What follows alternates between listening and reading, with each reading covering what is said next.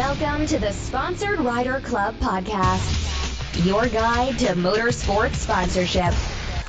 Here's your host, Josh Weesey. Welcome to this episode of the Sponsored Rider Club podcast, which is powered by 4Wheel Parts.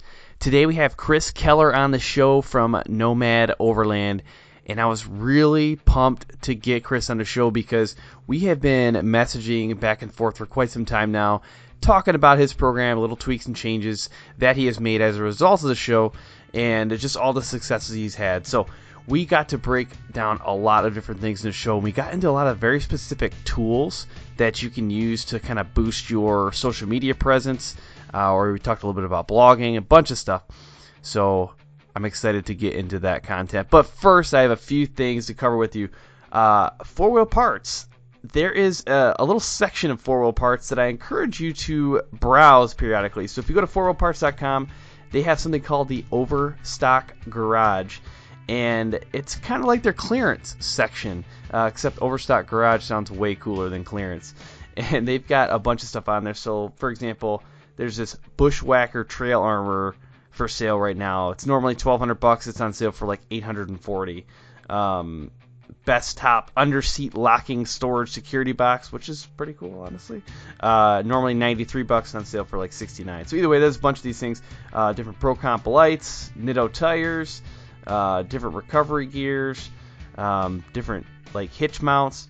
So actually, I kind of like that one. Lots of good stuff on this. I encourage you to periodically head over to 4wheelparts.com and just click on that Overstock Garage icon. And I challenge you to not find something that you want. I might have to mark this for later here. This Smitty built aluminum 2-inch drop ball. That looks quite nice there. So yeah, that's what I encourage you to do. Check those things out. And I would love to get your feedback about the show. So head over to Apple Podcasts and leave a rating or review. You could leave the rating or review on any platform, honestly. But the Apple Podcast one is really important to the show, so please do that. And then whatever podcast platform you do end up using, go ahead and subscribe. That way you don't miss upcoming shows. If you listen on YouTube or on the website, that's cool too. It's just a little bit harder than downloading it directly to your phone and throwing in some like earbuds or something and listening that way. So I encourage you to subscribe. Now I want to take a minute to thank the awesome partners for this show. AMSOIL, they provide amazing lubrication products, and they are a company that runs on freedom. You can find out more at amsoil.com/rider. SolderWeld, they produce game-changing metal bonding technology, and they're ready to rescue your race. TopThePodium.com, they're experts in motorsports sponsorship, website creation, and resume building. Then Crash Act Industries, they provide human protection and extreme racing products. And I also want to take an opportunity now to direct you over to UTV Sports Magazine. We are producing a column in there called Sponsor This every month, so excited to see what's going to come out there. I also want to take a minute to shout out some of our other partners, MBRP, HMK USA, Stud Boy Traction, and High Octane Coffee.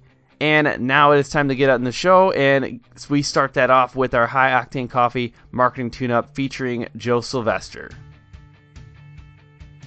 What's up, guys? Joe Sylvester here with your High Octane Coffee marketing tune-up of the day.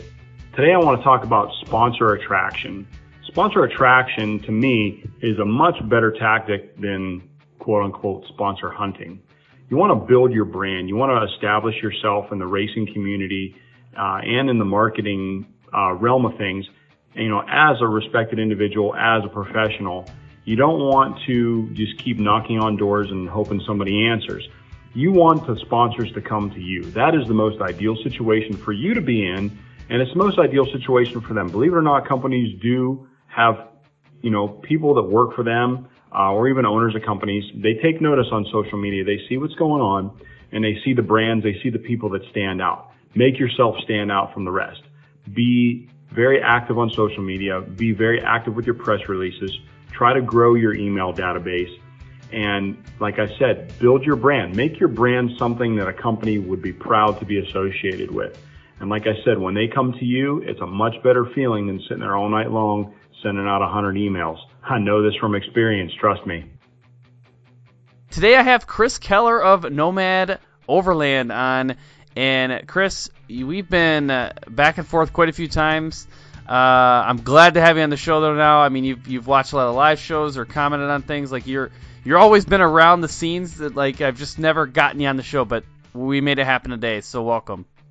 Thank you. Thanks for having me. Hey, yeah, I enjoy listening to the podcast, and every once in a while when it pops up on the live feed on the Instagram, and I'm not doing anything, I can jump in and kind of listen to see what's going on. No, I appreciate that. How the Instagram lives look to you? I mean, that's something I just started tacking on recently. I haven't gotten a ton of feedback on them. No, they look good. I mean, that having, there's no buffering. Like, sometimes somebody will be out doing a live at whatever, they're at a show or they're out on a trail or something, and you get that little spinning wheel and you miss about 5 things they said. But no, it's been good. Good, that's awesome. That's probably the only time that I don't have an internet connection issue is when I'm doing the Instagram lives. But I used to do, so what I started doing was when I do an Instagram live is I'll pop that onto my data network for my cell phone, and then I'll run my normal Wi-Fi for my Facebook live at the same time. And that worked. The first time I tried doing it, I did both of them on the Wi-Fi. No go. So maybe this new method I've got actually works. Yeah, maybe it was eating too much bandwidth or something. That's exactly right. Plus, I have horrible Wi-Fi out here. Like I'm still in 1995 at my house here. I for whatever reason they don't service real internet where I live, and it's not like I'm out in the boonies. I mean, I'm in Michigan, so for people listening, you're probably like, that is the boonies. But but hey, enough about me and my internet connection. Let's talk about you and Nomad Overland.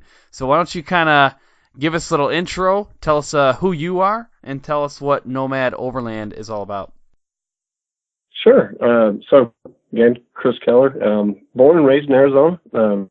Did spend a little bit of time in the summers back in Oklahoma with some family, but been living out here the whole life.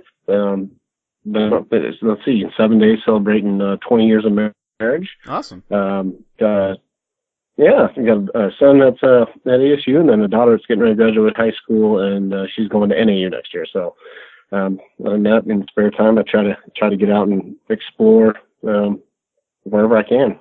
Perfect. And that's probably a good lead-in to Nomad Overland. Tell us about that.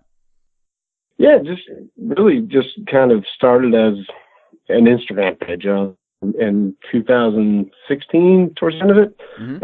I had an 05 GMC Sierra 4-wheel drive Duramax. Went to play in a charity golf tournament, and I gave more to charity that day than planned on. Came out, and the truck was gone. Oh. And I'd I wanted a Jeep since high school, and so just decided, hey, with the insurance money, I'll get a Jeep. And so really the Nomad Overland kind of just started as a place to share my pictures and trips and friends I get to go out with, and life was kind of tired of seeing it on the personal Facebook and Instagram posts. So yeah, nice. And now it's evolved, right? And Instagram's grown, and you're going on a lot of adventures. Who are some of your adventure friends right now? So, I mean, locally, I got Mark, who's Freedom.Overland. You probably know him from Elevate Designs. He's one of the owners that's wrapped Brad with Trail Recon's Jeep and Gladiator. And then Jose Overland for Sanity. There's another Mark and Laura, Explore Overland. And then Donovan, who's Millennium Overland. That's kind of the group I go out with a lot, but been lucky enough to kind of get to know Marco, Overland X, and Brad, Trail Recon, and Eric, American Overland, Justin, Picknair Overland, and Mr. Frank Lopez on Instagram, Frank. So I've been lucky enough to get to go out with some of those guys, and mostly Nancy Abrega. The last 2 years, we've gone out to Jeep Bash, and then after Jeep Bash, we've kind of done, they call it the after Jeep Bash party, and we roll out there and kind of cruise around, Nice. taking the trails and spend some time around the camp talking. Nice. And you started doing blog posts and stuff right on your website? Trying to. I'm not consistent about that. Hey, join the club. Yeah, I'm not. I started out real hot and heavy and trying to do it at least once a week, and then it's been a while since but that's kind of one of the things I'm hoping to try to get back onto. But it's tough writing, Yeah. It's not, it's one thing to write a caption for your Instagram, your Facebook, your Twitter or something, but, you got to write, whether it's just a paragraph, or so, describing whether it's a trip or a piece of equipment you've been trying out, it always seems to stump me a little more than anything else. Yeah, no, I get it. I just started a column for UTV Sports Mag about sponsorship, and I've already got quite a few articles just kind of put out there ready to be distributed, but I'm like, oh, I got to write more. I can't just write a couple of them and then move on. I got to keep going. So I got on my list this month to write a few more and get those out there and vet it out. But I'm like, oh, wow, I got to do this. This isn't going to do itself. Like, it's not just going to happen. Yeah, I did some, and then, but then I go on there and there's like 8 views and 6 views, and and I'm like, oh, it's not really getting traction, but I just need to keep plugging away at it again. Yeah, it's tough. It's hard to not get discouraged sometimes too, because Gary Vaynerchuk, he says this all the time. He's like, you might have 6 views for 6 years, and then all of a sudden something happens. You find your, whatever your niche is, or you find your opening, and then things start happening, because that's 6 more views than you would have had if you hadn't done anything, right? Yeah, that's true. Yeah, and then like when I post, it just automatically posts to Twitter and Tumblr, which I have no followers on there. I just because it's easy once you go to post, you just hit boom, slide, hit the slide to the side, and then it posts over there, and hasn't figured out how that. I guess it's formally a style of Instagram. I don't know. Oh, really? Like I said, I just go ahead. I just go ahead and do it because the slider's already there. Yeah. So I set up an account, and I figure one of these days somebody will find me. Yeah. Well, I haven't put any focus into YouTube for the Sponsored Rider Club podcast, and I just kind of auto-publish from my podcast hosting platform. It'll just push it out to YouTube, and I was like, yeah, sure, I'll do that. And I never paid any attention to it, and just recently, there's not a lot of people that subscribe or listen to it because it's just audio. It's like it puts up a picture and then plays the audio. But there's like 10 people that actually really listen to all the episodes on there. And so I get these reports and I'm like, wow, there's a few people that are paying attention to this. I guess I'll keep doing it then. I'll keep clicking that auto publish button. That's really hard to click. Yeah, you're talking about Gary V. So yeah, I've Tumblr, TikTok, LinkedIn. I've done all of them, trying to kind of follow his advice, and so far I'm not sure it's cross-pollinating at all, but it doesn't take that much longer to do. But I did, I have a YouTube page, but there's hardly, I think I have like 4 or 5 videos, and really it's the old, put the GoPro on the dash, shoot something, post it. I was just watching Brad's video last week where he was kind of showing some tips and tricks on editing and filming. I'm like, I have, I think it's DaVinci Resolve, I think is the one I downloaded for free. Okay. I can't figure it out. It's tough. I did, I reached out to Matt Martelli. No, I reached out to Josh Martelli, of Mad Media, and I asked him what's a good editing platform for movies or videos to start with, and he gave me one. It was called, now I'm going to have to look it up. I thought it was Vegas?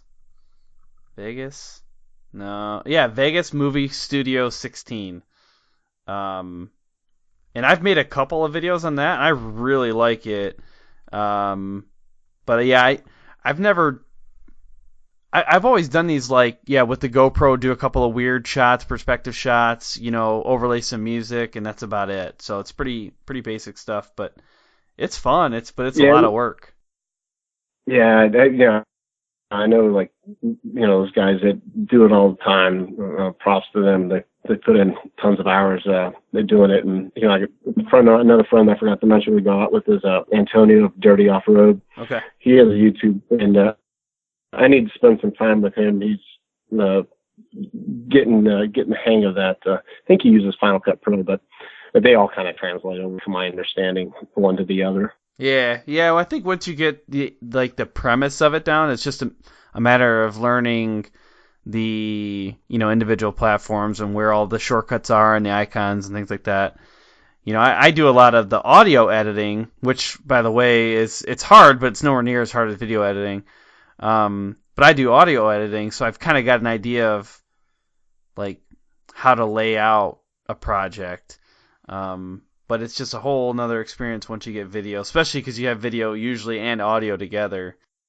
I've been spending spare time trying to learn Lightroom. Okay. Just because way back years ago in high school, I took photo, and then of course that was back in film, and then for years I just had a point and shoot camera, and then last Christmas or a year ago I got a DSLR and started taking some pictures, and so kind of got into Lightroom and started learning how to kind of edit a little bit, and then nice. And that's one great about when you go out with someone like Frank or Justin, or even Eric, American Overland, Marco. They're all great photographers, and you're sitting around taking shots, and you just kind of shadow them like, "Hey, what are you doing? What's setting? What lens are you using?"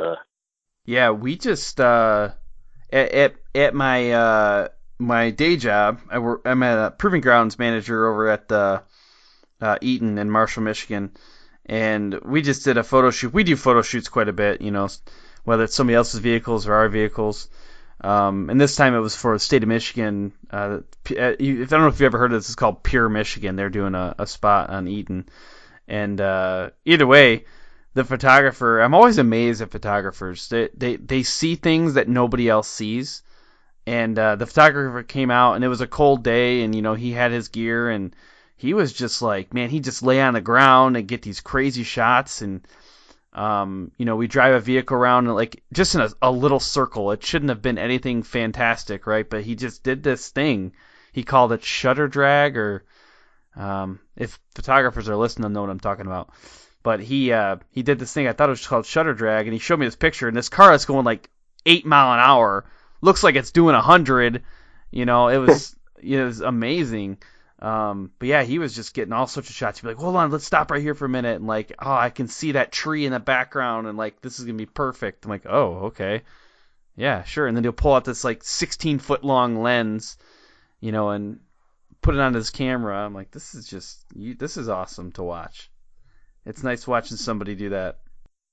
No, it is, because the easy thing is just put it on auto, and let it all do. But it's kind of, when you start getting into manual settings and all that. And last summer I kind of started I got a few decent ones, but Milky Way shots. So that's kind of fun, because you're already sitting around camp, and maybe having a couple of pops or something by the fire. And hey, you don't say pop. The camera up and, you're from Arizona. I thought Arizona people didn't say pop. Did you say that just for me?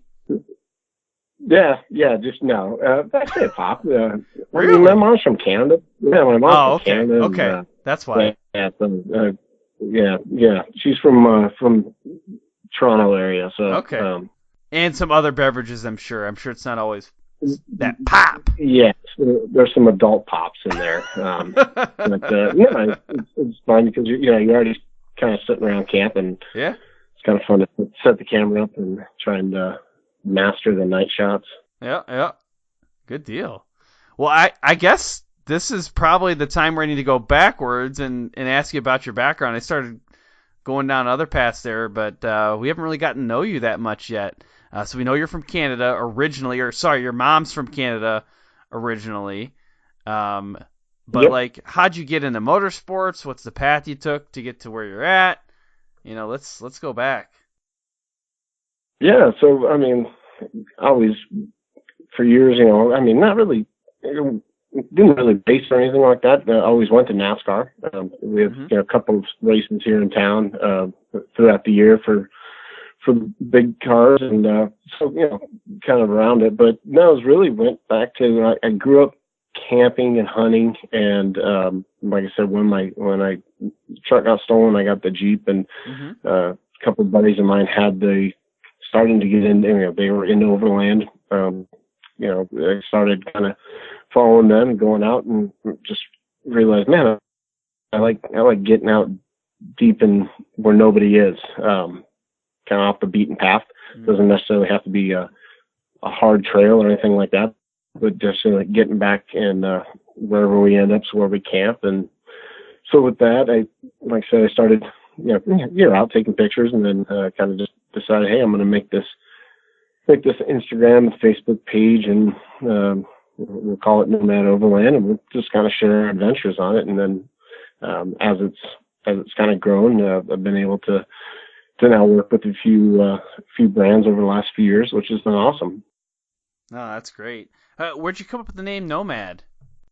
That was just my buddy Mark, Freedom Overland, that does the wrap stuff with vehicles. We were just kind of kicking names around, and okay.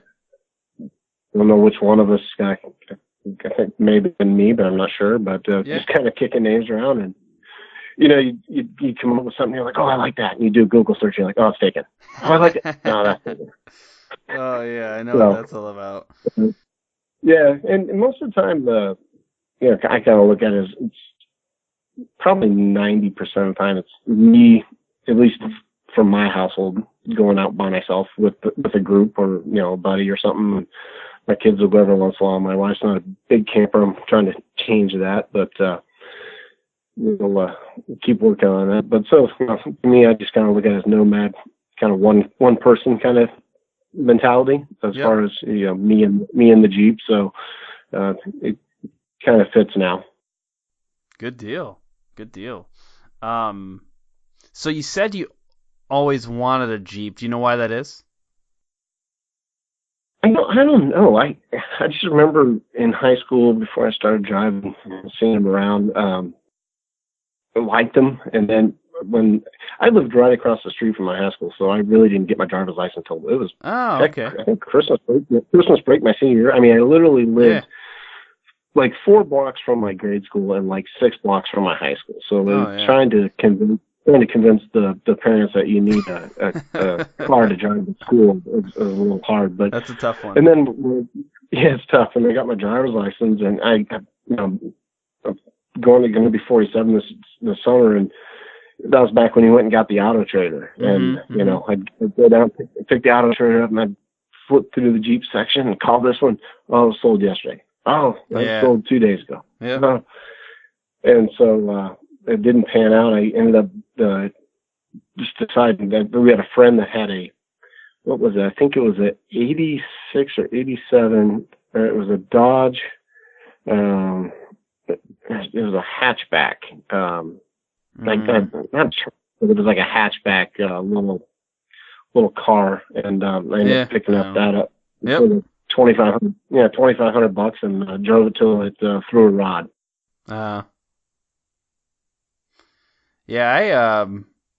I've actually had 3 Jeeps now. The first was an XJ 97, and I love that thing. I had that in high school, and it was just gorgeous. Then I've had 2 Jeeps since then, in very short succession. I had a 2015 the Wrangler, all lifted. It was nice. So it was a JK.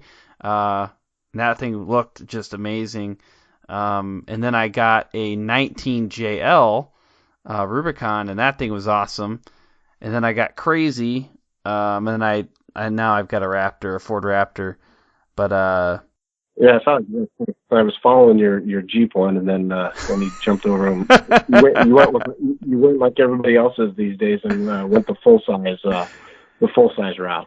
Yeah, and it's funny. Right before, so the last two trucks that I had were white F-150s. So I went from a Jeep to a 2002 F-150.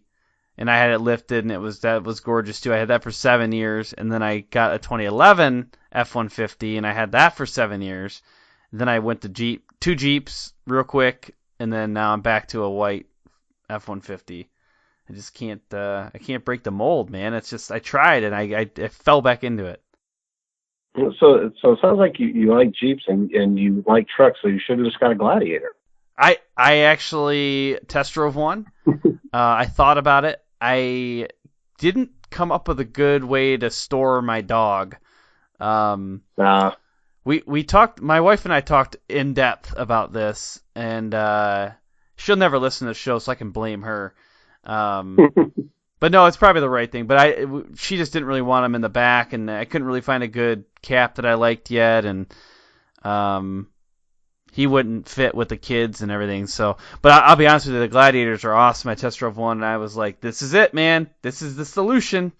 But it didn't work for me. So yeah, now I got another white F-150. Nice. Yeah. So, and I think you were just out at the dunes or something. Playing with it. Yeah. Yeah. For people who don't know, in Michigan there is it's a smaller sand dune system, but it's a lot of fun, very popular here. Nate McLean, he's been on the show twice now, and he's spends a lot of time out there. But it's just fun, and the Raptor was a blast out there. I got it buried. Like I've been going there since I was 7, and I've gotten things stuck, but never on the big hill. And I just absolutely buried this thing on the big hill, and everybody's looking at me like, look at this noob, his daddy bought him a Raptor this morning, and he comes out and, buries it on the top of a hill. And it's true, but honestly, it was going up the hill so much faster than I've ever gone up the hill before. I was like, I'm going to jump this thing, and I don't want to jump this thing right now. And so, yeah, I did let off. And it was actually at the top of the hill, in my defense. It went from like a 25% grade. No, hold on. That's percentage, or that's degrees. It went from like a 40% grade to a 60% grade at the top. And, yeah, I thought I was going to just launch it. So I let off. My dad yelled at me immediately because he's been going since the 70s. And, back when they didn't have rules and people, crashed into each other constantly. But he's like, "Why'd you let off?" And I was like, "Dad, go get out and push." Like, I don't want to talk about it. Right. But it's all good. You needed some recovery gear then. You needed some Max Tracks or something to go under it. Yeah, you know what my recovery gear was? A Jeep. What's that? A Jeep at the bottom of the hill. He pulled up and he's like, "You need help?" I was like, "Yes, sir, I do." He's like, I already got a chain, he had a strap. He's like, "I already got a strap right here." I was like, "Perfect, man." So he hooked me up, and we were out in a jiffy. And did you tell him that you had a Jeep and you got rid of it to get that? Yeah. No, I didn't. That detail didn't come out for whatever reason. Yeah. I'll tell you what, though, when I did take my Jeep there, I only had like 400 miles on it, my JL, and everybody was like, "What are you doing, bro? Like, did you just get that?" I was like, "I literally just got this like 3 days ago," and it did really good up there. I mean, I was all over the place in that thing. I mean, out of the box, they're capable. Oh yeah, way more capable than anything that I usually do. But yeah, I mean, just getting them out, straight off the lot, you can pretty much go almost anywhere you want to go. Obviously, you got to pick your line, that kind of thing. But you don't have to get the big tires and the big lift. But it's fun. Yeah, I agree. I was very impressed. The Rubicon that I had, it was all stock. I ended up putting wheels on it and a winch and basic things like that. But it was all stock and just, yeah, right out of the box. It had lockers and could just go. It was sweet. I liked it. But hey, enough about the past. Let's talk about the present. What are you fired up about right now? What are you excited about right now? Pretty excited. This month I got going out to American Adventurous Desert Rendezvous. Normally it's 10th year for it. Normally it is my first trip. I missed last year for it, but it's been out in Anzio this year. It's out on the western side of Arizona. Okay. So it'll be a fun trip. That'll be leaving on a Thursday, come back on a Sunday. So going out there with a bunch of buddies, and then a bunch of people like Eric American Overland, I think, is going to be out there. I know Paula and Marco's daughter is going to be out there, and her boyfriend. So a bunch of people I usually only see when we either go out to Jeep Bash or they come out here for Overland Expo West. And then March or May. It's May. May is Overland Expo West, so I'll be camping. We should plan on camping out at that again, and then a couple of buddies. They added one in Denver, or actually in Colorado this year, and I don't think I'll make that one. They're wanting to, but I don't know. That'd be awesome because I really want to hit Ouray on the way back, and then I'll probably get some trips in here hopefully this summer. I don't have any big ones planned yet. Lately, it's just been day trips. Saturday, my wife and I, daughter was going to a party, and I just said, like 2:30, I said, told my wife, I'm like, let's just go for a ride. So we just went out and did an easy trail, but it was fun. So anytime you can get out, whether it's a couple hours or a couple of days, it's always fun. Yeah, definitely. And you had mentioned a little bit earlier about some of the businesses that you're working with. Who are some of your current sponsors or partners?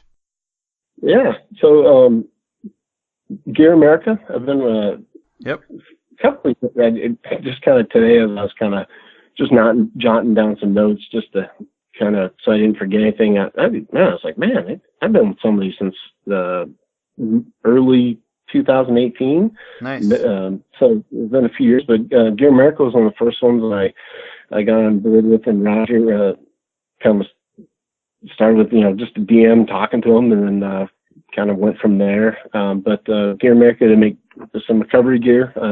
One thing I really love about them is I think it's 10% of their proceeds go to St. Jude's. Oh, okay. So they're kind of, you buy some great recovery gear and help somebody out, and then also working with Gaia GPS, Ashley over Gaia. I was using them for probably 6-8 months before kind of I was on their website and just saw, hey, they had an affiliate program. Kind of emailed them and told them, hey, this is who I am. Been using you for this long, and let me know if you're interested. And kind of went from there. So I've been with them since 18, and then Steinyard.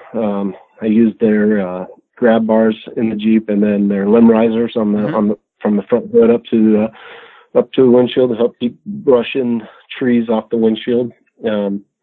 Midland radios, been with them since 18. I was using them for, I had I still do, a CB, and then same thing, reached out to them, got to talking to them, and now I've been running their GMRS since 18.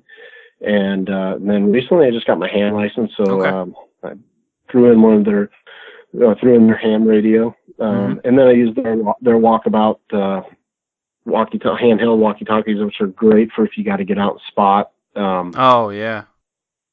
Yeah, if you got to get out and spot somebody, and we're all on the GMRS, so it's kind of nice that you can get out, grab it, go spot somebody, or take you at camp. And I've been out with my daughter, and I said, hey, I'm going to go walk down the creek here, and whatever, take some pictures, and I just leave her room, go out with mine. So, and I know that they're so in this year, 2020, they're actually now the official communication for the Jeep Jamboree USA. So that's awesome. Yeah. So they picked up with kind of Jeep Jamboree, so they're going to be the official communications. Tough Stuff Overland. been, hey, I guess this summer it'd be a year, but I'm running their 52-liter fridge in the back of the Jeep, which is great. Well, Snowmasters, Dometic, all those, they make great stuff. As often as I get to go out, this has been a great fridge for me. 52 liters. So couldn't be happy with it. And then hardcore lighting. Been working with Marty over there since Expo last year, when we'd kind of talked off and on. And then so I'm running one of their light bars and slowly converting everything else out to some of their lights, but I use some of their camp lights. They have these uni lights that are just amazing. They're so soft. There's like a bright white, soft white, and then amber, and then a strobe amber. But on the back, they have a magnet, and they also have a bungee cord on the back, kind of like a hair tie with a clip. But they're great to hang up in your tent or hang up around camp, and then use them to, if you're taking some night pictures and you need to light something up, I'd use them for that. So, and they make, also on my awning, I have one of their LED strips that's white or amber, and then it's dimmable. So they make some great camp stuff. And then Overland Gear Guy, Rob, he makes some great storage stuff. He can custom make stuff, but got some storage bags. I got a bag that hangs up on the front passenger grab bar in the front seat. It's got pockets on the front, pockets on the back that kind of help store stuff. Made some center console bags, and then I use this fire extinguisher holder on the back little bar. And then Explore Adventure Gear. He's up in where is he? It's up in Nova Scotia, I believe it is. He's up in Canada, but he makes a really cool trash bag.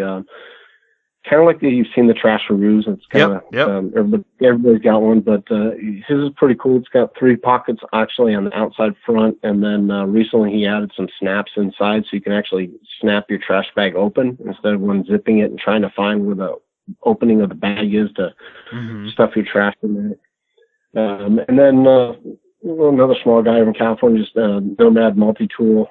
He makes some pretty cool. Actually, he uses his wallet every day, but he's got some cool kind of survival multi-tools and wallets with like almost like a little credit card in it that has like a little edge on it, and screwdriver edge and ruler and way to signal, for help. And so, but he hand makes his some leather wallets and stuff, and so that's pretty cool. Nice. Gear America. Once you said that, I was like, what recovery gear do I have? I have Gear America recovery stuff. So their toe strap, 30-foot toe strap, and then I got their tree saver strap. Knock on wood. So far, I haven't had to use them, but it's nice to have them there and just know that you got something. Definitely. Yeah, I don't have a winch anymore on my new truck, but I still got all the same gear. But yeah, I got the toe strap, the tree saver, and I think that I've got the bag that you hang over top of the winch cable, and a couple of other D-rings and random stuff. So it was pretty cool. They had a little kit. I bought the kit, and it had everything in it. Yeah, then they got that kit with the it's got the toe strap. I think it's got the tree saver in it. I know it's got a couple of shackles, and I think it's got the what do you call it? The pulley. The reverse direction pulley or whatever it's called, or multi-direct. Yeah, that's the one that I got. Yeah, I just saw they had that on sale. They're running the deal on it right now, but they got good stuff. I know some people that have used them a ton before I kind of started using them. But it's in there. I just hope I don't need. Most people, it seems like most people have winches and recovery gear tend to use it more on other people. That's true. You're always so excited to help people out. You're like, yeah, sure, I got that. I had 2 Polaris Razors before I got into the Jeeps or the Raptor, and I had winches on both of those. And at the sand dunes, be like, oh, you're stuck? Oh, no, you're not stuck? You sure? You sure? You look pretty stuck. Let me just come help you out here. I used winch to like load things onto trailers and like all these random things, but I had never gotten either of my razors stuck or my Jeeps. But I had the winches. You never know. Well, hey, something I do know is that it is time to take a minute to thank the sponsors for this podcast, and then we're going to come back into the main event. Hey guys, George Hamill here to talk about SolderWeld's new off-road repair kit. If you're a racer of any type or an off-road enthusiast like myself, you're going to want to take a close look at this product that bonds metal on the spot. SolderWeld has combined some of their most elite products into one small kit that fits perfectly under your seat or strapped to a roll cage and allows you to make some insane fixes anywhere you go. How many of us have been in a race or out on the trail and got a rock chip in a radiator or brake line? We have seen a top-tier desert race team at the 2019 Min 400 taken out by a simple rock to the radiator. If they had an off-road repair kit on board, they could have been back up and running in just minutes. The kit includes everything you need to work on dirty aluminum, stainless steel, copper, and many other metals. SolderWeld's cutting-edge technology allows you to make these fixes with extremely low heat and incredibly high tensile strength, leaving you a lasting fix every time. Don't be that guy broke down on the side of the trail. Get your off-road repair kit today, and your friends will thank you. Safety is our overriding priority. I hear it all the time, but I have to ask myself, is it though? Is that the first thing we think of? Is that the first thing you think of? Over the past couple of years, we've seen the performance of production UTVs increase, somewhere around 350%. That means these machines give us a lot more opportunity to have fun and win races, but it also, unfortunately, gives us new opportunities to crash. And that's why we have partnered with Crash Addict Industries. The owner, Travis Pointer, became very accustomed to crashing early in his career. He saw it as inevitable, and he set out to make the process safer. With a passion for racing, welding, and engineering, Crash Addict Industries now produces full cage and other protection systems intentionally designed to protect you during an accident on the track. They also offer a line of human protection products through their vendors. Do this for me at this point. If you're racing with a stock cage right now, please go check out CrashAddict.com and at least see what they have to offer. Even if you choose to go with a different company, please make safety your overriding priority. Let's talk about your truck for a minute. You can count on it to haul your vehicle and your gear to the track or to the trailhead, but I bet you never think about the motor oil. Here's why you should. Your oil is the only thing preventing your engine from wearing out and breaking down. To keep your truck running strong, look for an oil with added wear protection. Like, for example, AMSOIL Signature Series Synthetic Motor Oil. It delivers 75% more engine protection against horsepower loss and wear than is required by the leading industry standard. It provides the next level protection today's demanding engines need to keep running for years and to keep effortlessly towing your ride to the track. Go to AMSOIL.com/rider to find out more. Make the switch to AMSOIL Synthetic Motor Oil today to keep your vehicle running great. 2 questions I get continuously about this show and about sponsorship is, do I need my own website and do I need a resume? The answer is, in my opinion, yes to both, and that's why we partner with TopThePodium.com. Now, if you want to see an example of what a professional website and what a professional resume looks like, you gotta check out TopThePodium.com. They did my website. The Sponsored Rider Club Podcast website is SponsoredRiderClubPodcast.com. That was created by Jeff Vanistal of TopThePodium.com. I think it's awesome. I get a lot of good feedback about it. And there's a number of other websites out there that Jeff has produced that are just phenomenal. So I think it's important in this world of social media where you have control of your content. That's what a website does. It gives you full control. We don't know what Facebook's going to do sometimes. We don't know what Instagram's going to do. We don't know what Twitter's going to do. So if we don't have that central location to direct people and house our content, there is some risk that we incur. So I strongly recommend getting a website, talking to TopThePodium.com. And then the resume, again, is massive. And if you want to stand out, get it done professionally. And honestly, it is one of the best ways to step up your game and present yourself in the best way possible. All right, well, welcome back, everybody. We are now in the main event, and honestly, we've already talked a little bit about sponsorship tactics and strategies because we talked about some content creation stuff. We talked about some posting things, and all your sponsors that we kind of went through. So let's talk a little bit, though, about the content creation deeper. You've got some blogging, you've got a cool Instagram. We talked about some photography stuff. From your perspective, though, what do you think are the critical elements to engaging content? Like, what makes stuff good? What makes it something people want to engage it? What makes it something that sponsors actually want to pay attention to?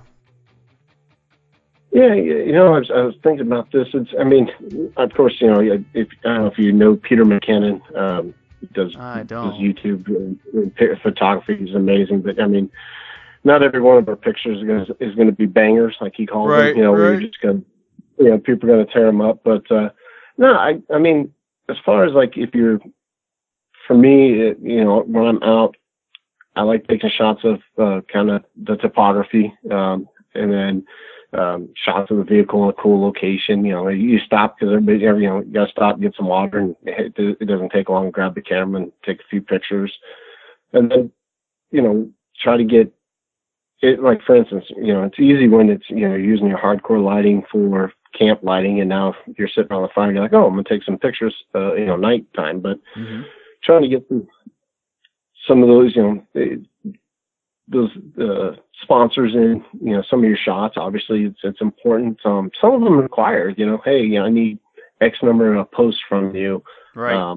Whether a month, a year. Hey, I need you to send me 5 photos of you using the product so we can use them. So you kind of sometimes hey, Mom, man, I'm short. I still owe them 3 pictures. So next time I go out, I gotta get 3 pictures. But I wish I knew, as we all do. I wish she knew there was that secret formula. I just try to post. I'll take pictures, and when I go to post it, it's kind of lazy sometimes. I stick with it's Motivation Monday, or it's Tuesday, or Trail Tuesday, or Way Back Wednesday, or whatever. But it kind of helps sometimes if you look and through your pictures you took, and you're like, man, what should I post today? And, well, this one kind of goes with X, Y, Z. Put a little caption in it, but try to be authentic, and try to ask questions, or kind of if you can give some direction, or hey, what you got a picture of your iPad iPad mounted up on your dash, and you're hey, here's a guy I love using it. I love the fact that I can hit record as I'm going down a different trail, and then get home and sync it up to all my other stuff. But it's just trying to. It's tough. The big thing is got to be consistent every day. Post. One thing good about the Instagram, if you're set up as a business or creator profile, because I just added this creator profile, so I switched mine from business to creator. I'm not sure what all it does, but it was new, so I did it. Well, I don't know what mine is, honestly. I know I've seen that, but I don't think I've ever actually checked to see what mine is. I'm doing that now. Yeah. But they have, when you're set up as one of those, you can hit the insights. And it'll, so then you can see and which will help if you're talking to a potential sponsor. You can say, hey, I had 18,000 impressions this week, or I had this many website clicks, but you can also see kind of your metrics, where you're at. You can look back at past posts and be like, I thought this was a great picture. I only got 600 impressions, or only got 4 impressions. But it's kind of good to judge. You kind of get a baseline of what works, what doesn't, and I tend to just leave them up if they don't work. I'm like, hey, I liked it. I'm gonna leave it up there. Maybe not everybody, and then it also has to do maybe you posted at a bad time. That's one thing about the yeah, you can go over and hit activity and scroll down, and it'll tell you, change it to Tuesday, Monday, whatever, and it'll tell you, hey, these times are the best times to post. I know some people use, what is it, Hootsuite or stuff like that, where it automatically posts. I tried that for a little while, but I found that you couldn't, at that time I was putting my hashtags in the comments, and you couldn't do that. You couldn't post it with a comment. So, I know that. I mean, I get it when there's some people, that have thousands and thousands of followers and hundreds of thousands, and make it much easier for them just to use that automated software, and you can plan out a whole week, a month, and get it all, get it out there, not forget. Yeah, I've tried using the Hootsuite before. Actually, Jeff Vanustel he's up top to podium.com. He just put up a post on our Facebook group, the Sponsored Rider Club, and asked people hey, what platforms are you using, and what are the pros and cons? And there were not a lot of positive examples out there. So we definitely need something new in that world, because I know that's my biggest struggle with social media is the consistency of the post. I mean, I've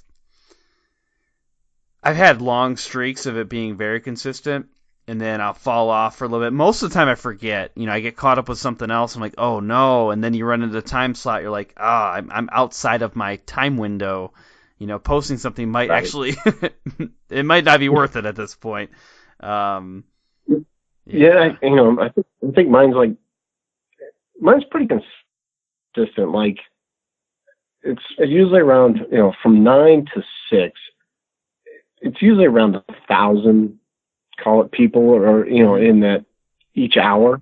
Yep. Every once in a while there's a day where it goes up to 1.2 or maybe 1.4, but pretty much if I post between 9 and 6, there's usually a good chance at least people are going to see it. And then I started just kind of automatically, just once it posts, hitting the little airplane and just posting it to my story, because there may be, with Instagram changing the algorithms as much as they do, there's sometimes I've had people I follow and something comes up on the story and I'm like, oh, I haven't seen any of their stuff. And you click on it and you missed, 4 posts or 8 posts or a month's worth of posts or whatever. So I usually just try and go right to post it to stories. Sometimes I, put the little unveiling thing over top of it, and it's a good chance right then if obviously you can use hashtags and you can blend them in so they don't show up unless you want them to show up on this. And then, if it's something where, today I put up a link, just a reminder, hey, I have a link tree in my bio where you can go on it, and you're interested in Midland, you're interested in Gaia GPS or any of those. There's if I have a code I can offer, it's listed right there. You click on the button, it takes you to their website. So I just posted that and tagged all those sponsors. So it kind of, did it in the background color, but just tagged them all so everybody knew that, hey, showing everybody that it's there, you can use it. Yep. Because there's some good discounts on there. I mean, it's just pulling it up actually. But 20% off Midland, Gaia GPS, depending on which subscription, 1 year, 5 year, there's discounts on it. So it's kind of nice to have that, be able to kind of share it with people. And then, like I said, stories seem to help. Yeah, definitely. I pulled up something when we were talking about the scheduling app. I had mentioned that one post, and I wanted to share some of the other tools that people have used, because we talked briefly about Hootsuite.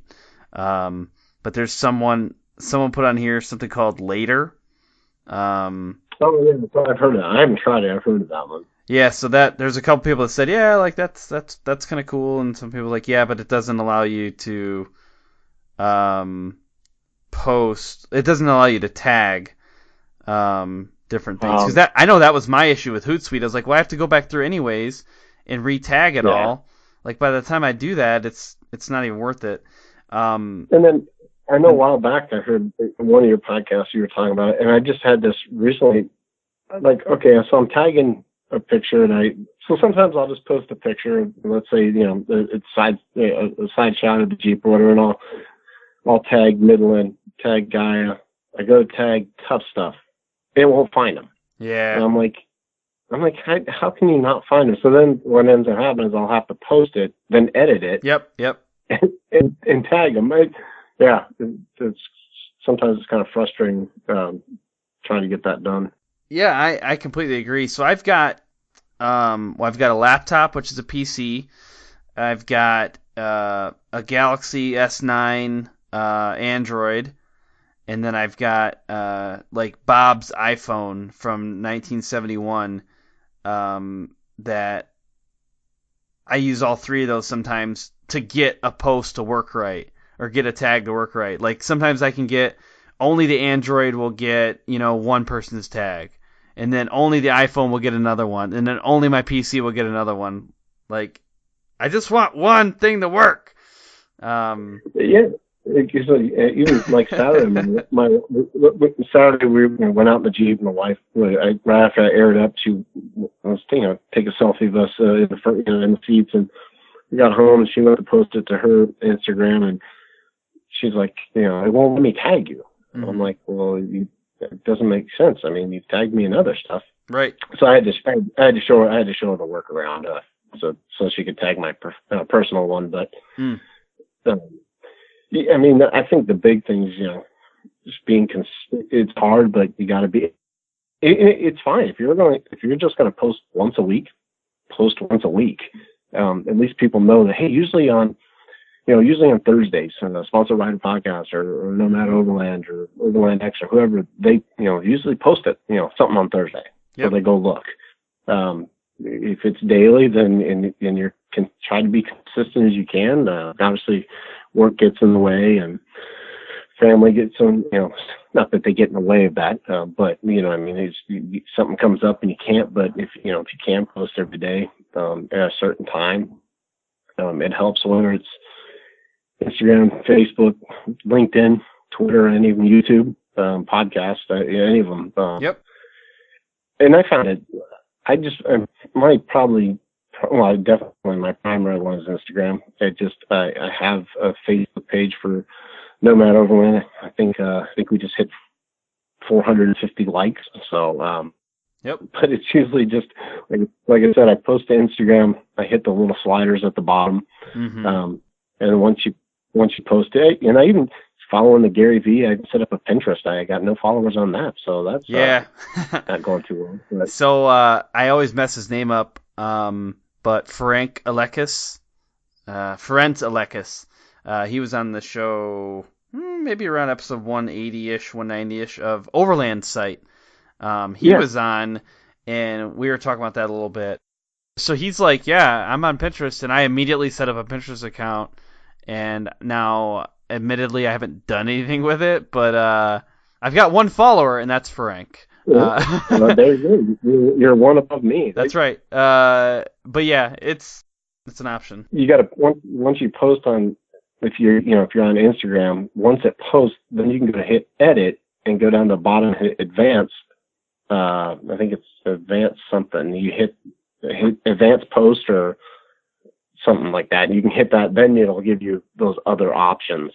The only options it gives you right from the main, homepage posting is the Twitter, Facebook, and Tumblr. Mm-hmm. Yep. But I haven't posted that in a while because I don't know why. I've just been lazy.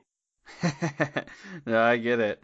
Well, I only have, I think, one more quick little thing on this whole Instagram posting topic is there was one other app that I found on here from that post, and it was called Sprout. I don't know much about it, but it says it has analytics. You can do Facebook, Instagram, Twitter, and tagging, so that might be one to look at. But I wouldn't be surprised if we saw something else in the near future that kind of solves that problem for us, because it's definitely a need, especially for people who are tagging other people all the time. Yeah, and probably by the time that comes out, there'll be some new social app that we're trying to figure out. Gary Vee always talks about being on TikTok, and I set one up, and I don't understand it. I get it. It's short little videos, but it doesn't seem to translate to, I know there's the Bearded Jeeper. He's got one. He'll post pictures of him wrenching or a little video of him wrenching or him out on the trail. But, I haven't dabbled much in that. Gary Vee talks about, getting across several platforms and, trying to get, 75 pieces of content out or whatever. It's hard enough just to get one out. Yeah. Yeah, I haven't done TikTok. I mean, I've watched TikTok. Like I kind of get it. I don't know how to use it. I don't know what, for my channel, I don't really know what to post on that channel that I think would meet that audience's needs. So I haven't done anything with it because I haven't really known what to do. I mean, I think it's something like like Brad, Trail Recon, right? Mm-hmm. Used to be in front of the camera. I could see something for his brand, his channel, where it would be a benefit. For those that, don't do a lot of video, and you're mostly, pictures or a blog of that. Mm-hmm. I don't know. I've done a couple little ones on there where I basically went into, I think on my phone, I got something called quick video or something like that. Okay. And basically make a slideshow, a minute long, throw some music over it, and, it's gotten a few views, but, haven't really spent a lot of time on that. Yeah. Yeah. Well, I really only have, one more question here, and then we'll kind of wrap things up. And I know that you've made some tweaks to your platform and how you kind of run your program and how you've run on sponsors based off of the show. Some lessons that you've learned along the way. Would you mind sharing one or two of those things? Yeah, I know you and I a couple times have DM'd, sponsor me, bro. Not gonna lie, I've made those mistakes. Where you just straight cold open with, hey, are you looking to sponsor anybody? Or so with that, some of them I have reached out on DM, just hey. I like your product. For instance, Gaia GPS was using them. I had, just sent them a DM. I really like your stuff. And Ashley had sent me basically a DM back and said, hey, go over to our website, take a look at our affiliate program, and see if you're something that, maybe it'll work for us. And so I went on there and filled out their little application, and put who I am, Nomad, what the kind of Instagram's about, and that worked out. Also, I think with Tough Stuff Overland, I met them in person. Emma, who runs their shop and does some of the marketing stuff, but I met them at Overland Expo and had looked at the fridge up there. About a month later, maybe 2 months later, came home. I was home and sent him just a DM, just, hey, it was great talking to you up there, and really, like the fridge, it'd be awesome if we could maybe work together. I could help, kind of promote you, and let me know if you're interested. And he said, yeah, shoot me an email at this email and let's talk. So then from there, in the email, basically kind of spelled out what it was about, and kind of got into some of the impressions. I know, the other night on your live, one of the things, and if you got a second, we can touch on is a hype auditor. So I know I Yeah. kind of Oh, chimed in that's on your right. Instagram. Yeah. So Hype Auditor, there's a free version. It's hypeauditor.com. For free, you can sign up and you get a basic kind of report, health card, call it. And it'll give you, I'm just kind of looking at mine real quick, but as you scroll down, it gives you an audience score, a quality score. Basically, it's a scale of up to 100 with, mine, for some reason yesterday it was at 60, today it's at 50. Actually the other night when you and I were talking on DM, and then it kind of tells you, it gives you some of the stuff that Instagram says, and it even has a little thing that'll say, hey, does this match your Instagram analytics? So the countries, cities, it tells you your audience type, how many are real people, how many are influencers, how many are just mass followers, and how many are suspicious accounts. Of course, it gets into gender and language, but one thing that kind of, as you go down, it'll tell you your audience reachability. So, like for instance, mine's average. 77% of audience have less than 1,500 followings. Similar accounts are at 80%. So I'm just below the average on that. It tells you audience authenticity. So mine's around about 64. And similar accounts run at 55, but then it shows you, your followers. Mine's just a steady kind of angle line up. That's one thing that talking to some people that are with brands or working with brands, one thing they look for is those big spikes. Yeah. Showing that maybe you paid for followers or, Yep. You've done the follow, unfollow kind of thing. And then it goes on to your following. I did have a big drop because I went through and cleaned some out. Nothing against, I just, if I'm following you for a Jeep or a Raptor or I don't want to see any pictures of a cat or, you know what I mean? I do. If it's your personal page, cool. But if it's a page for, it's just my opinion, if it's your page that you're, whatever your Jeep, your Toyota, whatever you're doing, I want to see majority of the content be kind of relevant to that, what your page is saying it's about. Yep. So I did have a big drop there, but one of the things that we were talking about the other night was, when you get to the bottom, it'll tell you, and this is kind of handy. It's an estimated post price, so it gives you basically, $10 to $26 is what your post would be like. It could be $5 to $10. It could be, it could be 100 to 1,000 or whatever. But it tells you how much your posts are worth, and it tells you how much your stories are worth. So if you are talking to a potential sponsor, besides, if you're racing, how many podiums or, where you average finish or how many impressions or anything like that, you can say, hey, at least in your mind, hey, they want to give you a sticker and a t-shirt.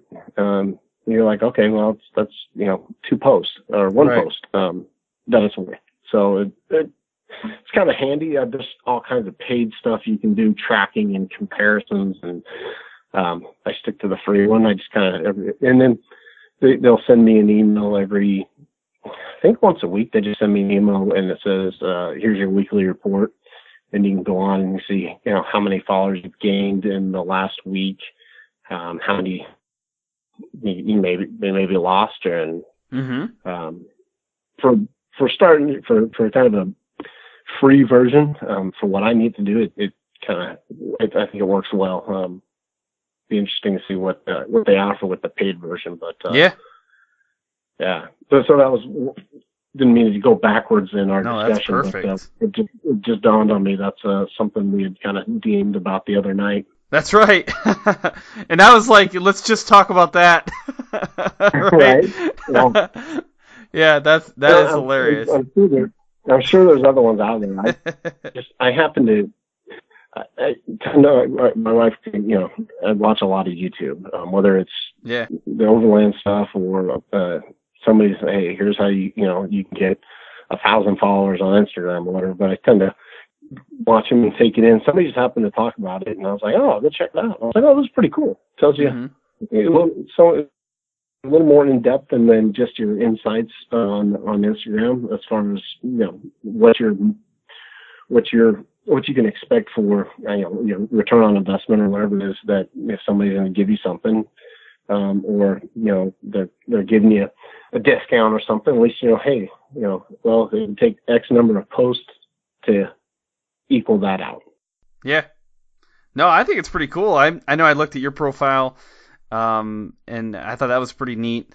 I have not done it myself yet, but I would really like to. It sounds a little bit like, wow, why can't I think of this?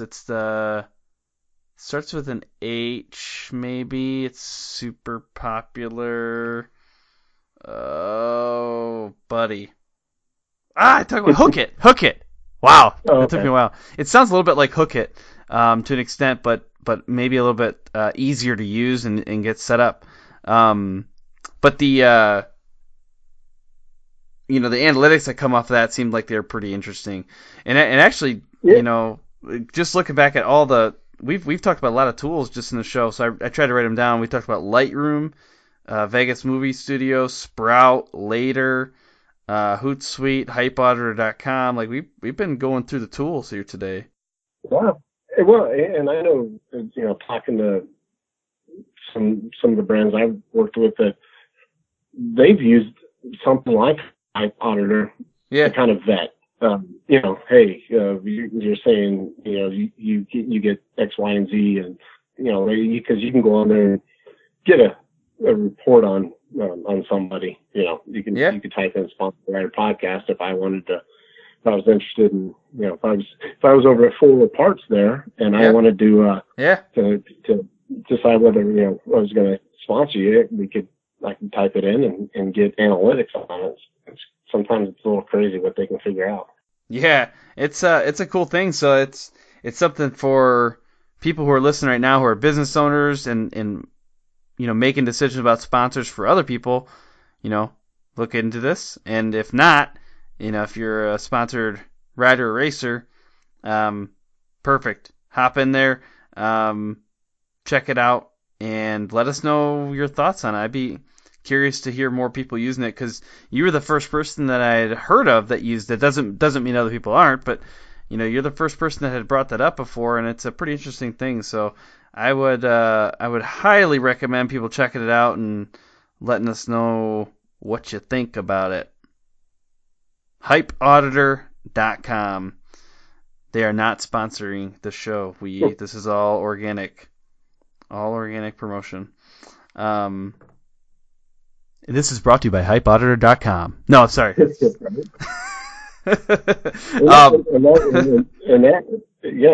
when you look at your graph, whether you're basically an organic growth or not. Yeah. And so I gotta share something here.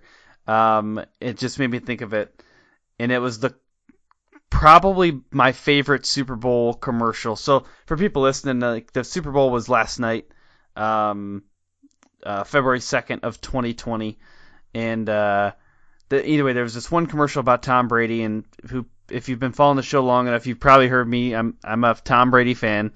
Well, he was not in the Super Bowl this year. That's for the past 3 years he has been, but not this time. But he still somehow made like one of the bigger appearances. So like everybody's thinking he's gonna retire, or not retire. If he's gonna not retire, where's he gonna go? Like what's going on? Big ordeal.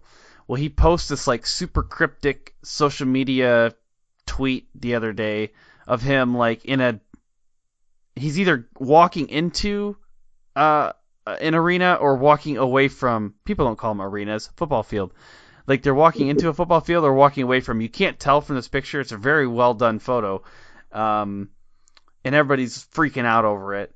They're like, I think he's walking away. They're analyzing it. Like his knee looks like it's bent this way, and so people got hyped up about it. And then the Super Bowl a commercial, one of the very first ones, it shows him like with this photo, and he's like, everybody, I want to use this opportunity to tell you that I've made a decision. And everybody's like, oh my goodness, he's made a decision. He's like, to start using Hulu. And so it's like, it was this big, social hype lead up moment to this obvious commercial. And then he points out in the fact, he's like, now I'm going to tell you all about Hulu by reading the script that they just gave me. And it was just, for me, it was perfect because it took like that kind of social thing. It subverted expectations. It got me excited. It was ironic. It called out what was happening. Yeah, I think that's cool stuff. If you can figure out ways to do that with your sponsors, that kind of stuff, like, you got this thing. You nailed it. Yeah, I mean, that one post, like you said, because I saw it kind of sparked, it kind of almost went viral. Oh, yeah. To an extent, and then to tie it into the Super Bowl commercial, it's not sure if that was Gary V marketing, Vanderchuck Media that did that, but I know they did the Planners commercial. But that was spot on. Oh yeah, they crushed it. Hats off to whoever put it together. I thought that was very well played. Because I was in it. I was paying attention. Like, what is he about to say? Like, oh, Hulu? I was like, wow, okay, that was pretty good. Well, hey, speaking of being pretty good, I think this was a pretty good episode. But I'll tell you what, I am going to have to start closing things out here. What is one thing that our listeners need to take away from this conversation? I think just being consistent. Yeah. Like we talked about, and I know that it's something that you hear a lot, but whatever it is you're doing, be consistent at it. Whether it's one day a week or every day, or you're going to post twice a day, every day, but just keep it consistent, and hopefully that'll help grow your following. Yeah, definitely. I feel like we consistently hear that. Ha ha ha ha ha. Oh, I'm so funny. Okay. What's the best way for people listening to connect with you? Pretty much, main would be Instagram, Nomad Overland, all one word. From there, there's links to get to my other stuff, but that's where you'll see me predominantly. Nice. I tend to answer DMs on there most of the time. Perfect. I'm going to DM you later and ask you if you just sponsor me. Awesome. I should, though. All right. Well, hey, I really appreciate you, Chris, taking the time to chat today. This is a lot of fun. We covered a lot of good tools, a lot of good topics. I've got a ton of notes here, which is awesome. But at this point, I'm going to leave you with this. Have fun and ride safe. Thanks for tuning in to this episode of the Sponsored Rider Club podcast, which is powered by 4 Wheel Parts. I want you to make sure that you are subscribed to this show, whether it's on iTunes or Google Play or Stitcher or wherever you listen to podcasts. Hit that subscribe button so you don't miss upcoming guests and upcoming episodes. And then follow us on social media. We're on all of the platforms. You can find out the most content, though, on our Facebook page. That's where we do our live videos. To get some insider access to upcoming guests, you can also check out the Sponsored Rider Club on Facebook. It is a support network where you can ask questions about best practices and get feedback from our audience. And I also highly encourage you to check out our column in UTV Sports Magazine called Sponsor This. A special thanks goes out to our sponsors, 4 Wheel Parts, AMSOIL, SolderWeld, Bold Racing, TopThePodium.com, and Crash Addict Industries. And I also want to shout out some of our other partners, MBRP, HMK USA, Studboy Traction, and High Octane Coffee. I look forward to serving you again next week. Until then, have fun and ride safe.